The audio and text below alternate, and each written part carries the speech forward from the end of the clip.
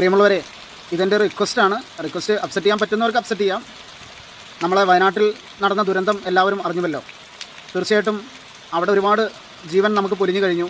അതുപോലെ തന്നെ ഇനിയും ഒരുപാട് ജീവനുകൾ നമുക്ക് കിട്ടാനുണ്ട്. അപ്പോൾ എല്ലാവരും രക്ഷപ്പെടുത്താനുള്ള ഒരു തന്ത്രപ്പാടിലാണ് നമ്മളെ കേരളത്തിലെ ആകെ ജനങ്ങളും, പ്രാർത്ഥനയോട് കൂടിയിട്ടും മറ്റ് പ്രവർത്തികളിലോട് കൂടിയിട്ടും.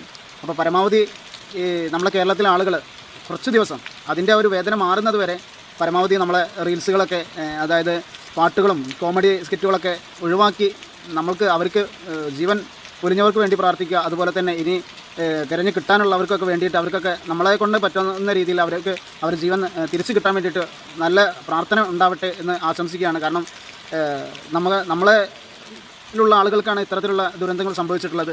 തീർച്ചയായിട്ടും നമ്മൾ മലയാളികൾ ഒന്നടങ്കം ഒരു കെട്ടായി നിന്നുകൊണ്ട് അവർക്ക് വേണ്ടി പ്രാർത്ഥിക്കുക. അവരെ നമ്മളെ കൊണ്ട് പറ്റാവുന്ന, ഇനിയിപ്പോൾ അവർ ഒരുപാട് ക്യാമ്പുകളിലാണ് നിൽക്കുന്നത്, അപ്പോൾ നമ്മളെ കൊണ്ട് പറ്റാവുന്ന രീതിയിൽ